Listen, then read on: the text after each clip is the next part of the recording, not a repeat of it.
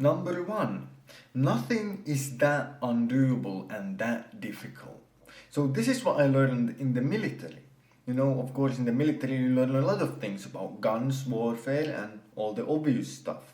But I also learned that while doing a lot of the stuff that you don't really want to do, a lot of the stuff that sucks, it's all still possible. And it's never that impossible and that undoable that you might think. And you know, if you even just think to yourself about the people who've been, let's say, stranded in the jungle, trekking through the jungle with no food, no water, barely any sleep, and yet they're capable of, going around doing physical labor for literally hours upon hours, if not days on end. Because that's what the human body is capable of. The human body is capable of so much more than what you think. And so when you have those days when you don't feel like doing it, you're like, oh, I'm too tired, I'm too exhausted. You're not. The human body is absolutely capable of pushing itself so much further than you think. And especially when you've slept 8 hours, you're well fed, you're hydrated, and all these things together, like, you have no excuse not to do that. So just because you don't feel like you have the energy to do something doesn't mean that you actually don't have the energy to do it. You can absolutely force yourself to do it. And that's what I learned. That's a lot of the times in the military. There was stuff that I didn't want to do, that I thought, you know what, that's too much, I'm too tired, I'm too exhausted. Yet because you had to do it, you did it anyway. And then when you did it, you're like, oh wait, I could do it. And it wasn't even that difficult. Now the second life lesson is probably the most cliche out of all the ones that I got for you today. And it's about doing something. Literally. Do something with your life. For too long, I was the type of guy who just, sat around thinking, what is my purpose? What is my dream? What is my passion? What are these things? And, thinking that I can sit around and think in a room and eventually I'll figure it out. But in reality, you won't figure it out that way. You have to do something and create your passion by taking action. And so a lot of people, including my previous self, I used to be like this. We wait for the perfect moment. Oh, the perfect opportunity will come and the perfect time will come. But the reality is, it won't. The perfect time is right now, and the perfect opportunity is exactly the one you have right now. And so you should utilize it. Do something with your life. Because doing something, even if it's not the best thing, is a lot better than doing nothing. And the funny thing is, the moment you start doing something, you learn a lot of new things that then help you discover better things. And whatever you're doing, if you have even a slight bit of interest in that, usually it will evolve. It will evolve towards the actual passion of your life and the actual dream that you have. And so you, just by starting to do something, whether YouTube videos or whatever, like, your channel will evolve. You will start making new videos, new type of content, new type of stuff. It will evolve with you. And that's truly how you create your passion. You don't discover it, you create it by first starting to just do something. And then, after you do it for a long enough time, it will evolve into your passion. And so, you should just always do something instead of doing nothing. Number 3, the outcome you want is a number, but the outcome you need is a skill. And that might sound very weird, and you might not understand what I'm saying, but think about it like this. Most people want $1 million. That's a big number. But in reality, what you need is a skill that then creates the $1 million. When you're making YouTube videos, you might want, I would like to have millions of views and X amount of subscribers and so on. But in reality, that's not what you need. That's not the outcome you should want. You should want the outcome of you learn a skill that then allows you to replicate those videos, to replicate that success. So you should always aim to learn a skill instead of just getting some result. You know, numbers are great. Who doesn't like money? Who doesn't like attention? Who doesn't like all the great things that you can get with numbers?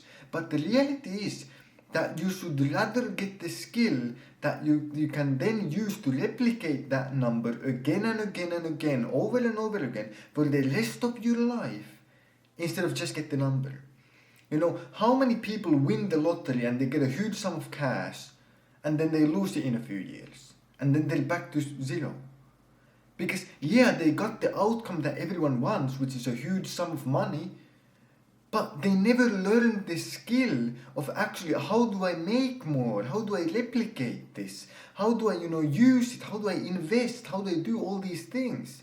They never learned the skill and then they just lost it. And you know what? Once you lose it, that's a lot worse of a feeling than never even having it. And so you should always aim to learn the skill that you can use for the rest of your life, because skills stay with you till the day you die. Numbers will fade away. Money can be used at the store and then it will disappear. It's no longer yours. But the skills will always stay with you. So you should always aim to learn skills instead of just get a number. Number 4, failure doesn't kill you. Trust me, I've failed at basically every realm of life that you can imagine in probably 100 different ways. And you know what? One of the clearest examples that you can take a look right now is just click on that YouTube channel of mine and just look. 0 views, 1 viewer, just there's these videos out there that are complete failures in every way that you can imagine. And it's in every other realm of my life. I failed PRs at the gym, more than I can count. I failed at so many things, yet here I am alive. And you know what the funny thing is? I don't regret any of it. No matter how badly I failed, no matter how embarrassed I was in the situation at the moment, I look back at every single failure that I've ever had and I am proud. I'm absolutely proud of myself, because that means that I had the courage to do something. I didn't just sit in the back lines waiting for the perfect opportunity and waiting for, maybe something will happen. No, I took action. I was brave, I was courageous. I went out there and I tried to make something. I tried to do something. And I can be forever proud of that. And I am proud of that. And I will continue to be proud of that instead of regretting failures. And when I talk to elderly people who are like 80 years old, 90 years old, none of them ever regret a single failure in their life. The only regret that these elderly people have is not doing more, not taking more risk, not trying out more things, not starting that business despite it might fail. There's been people they started businesses and then they failed and they're like, you know what, that was the best decision of my life. Because at least now I know that I don't ever have to wonder what if. And I can always be proud that I was more courageous by taking the first step than 99.9% of people who don't even take the first step. They never take the first step. They never do anything. And so you can always be proud. And so remember, failures won't kill you. They're a part of life. And in the end, you will simply be proud that you had the courage to go for it. Number 5, the only thing that you cannot get more of is time. Time is the only thing that is truly finite. Everything else, you can make more money. You can get new friends. You can get new partners. You can basically get anything else. But time is the one thing that you just have the limited amount of time. You can imagine a fuse.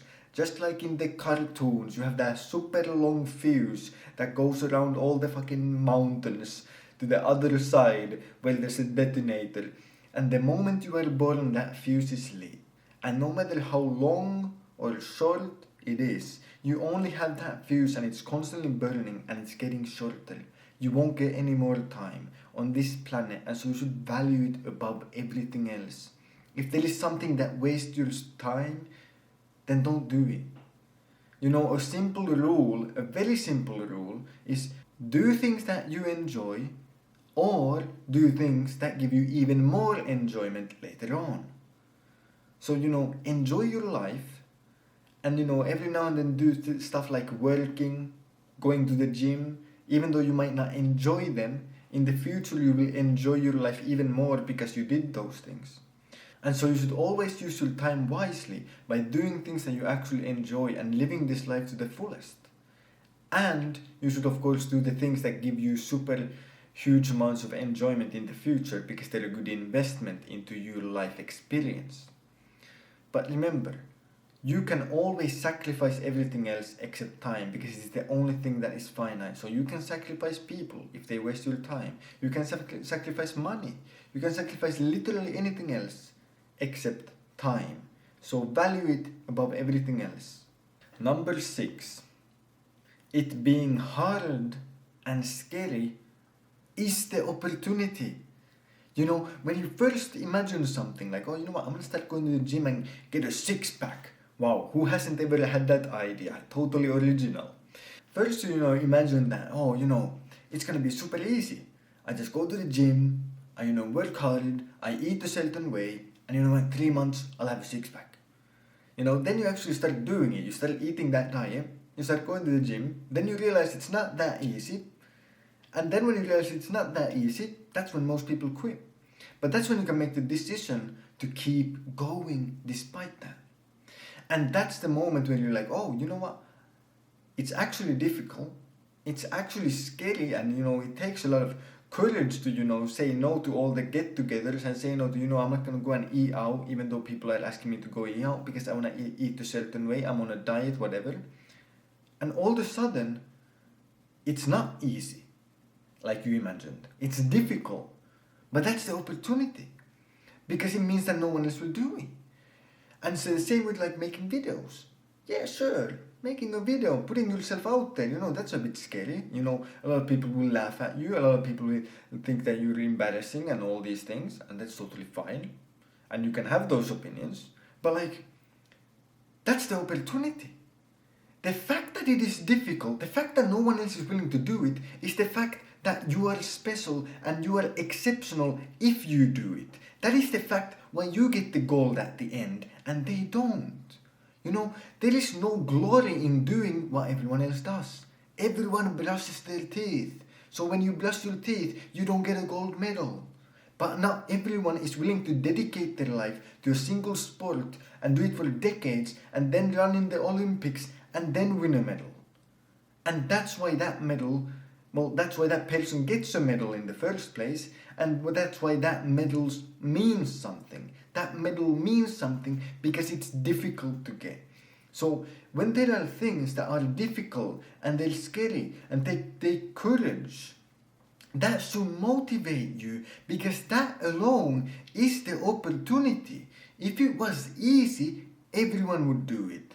And so the fact that it's hard should only motivate you because it means that the more impactful it is when you actually go out and succeed, and the less people are gonna compete against you. The less people will be there and do it just like you did it because they're too scared. They're cowards and you are not, and you can prove that by doing it. And so remember, if it's scary, if it's difficult, if it's a long road of suffering that no one else is willing to walk, well, that's the perfect opportunity to stand out from the crowd. Number 7. This is the one that really hit me when I learned it, and it's, you are currently living the life that you used to dream of. And I'm not even kidding.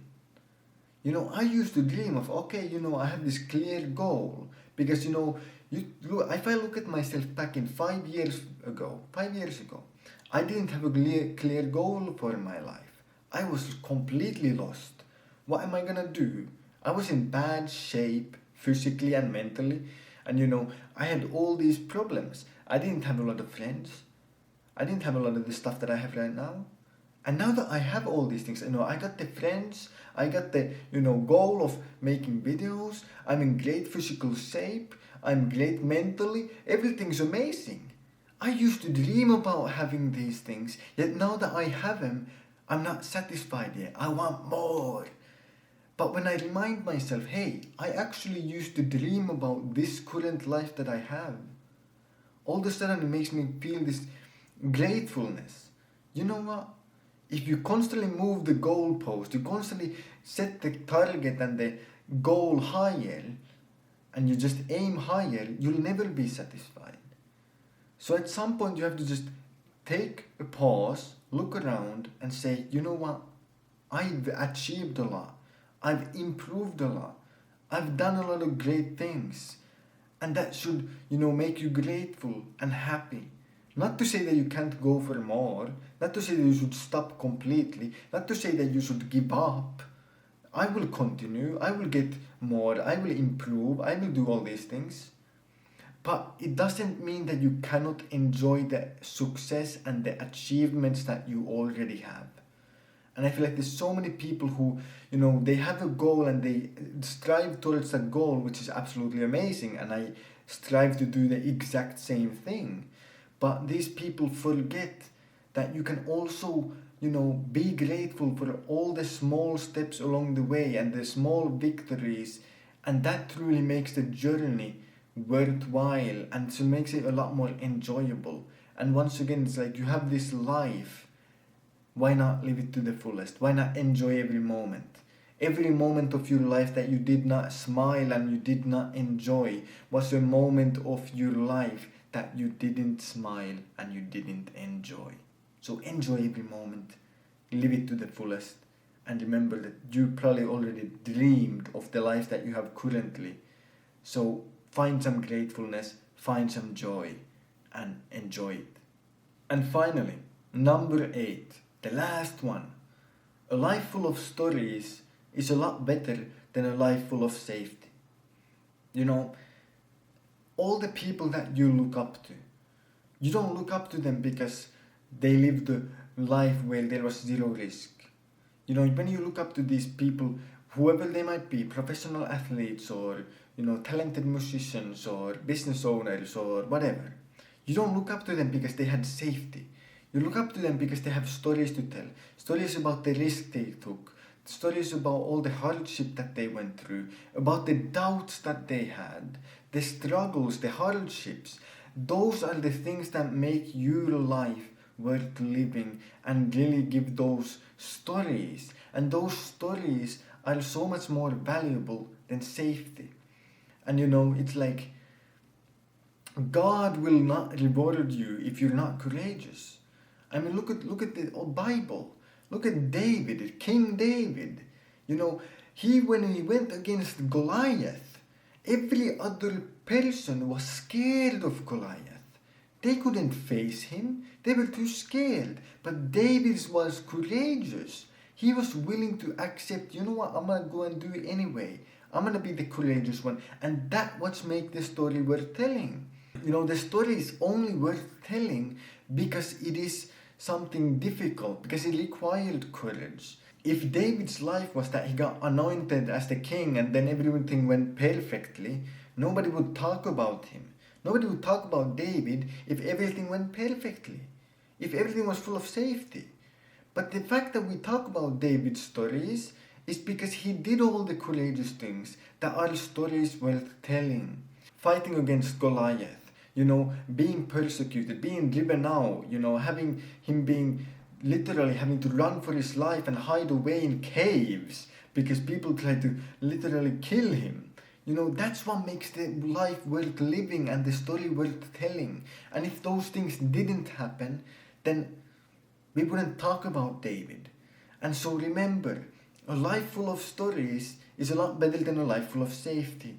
And so when you're in those split roads where you can choose a brave path of, a funny story to tell even if you fail, or a safe route, I'm gonna tell you straight up, be brave, because you're not gonna regret that.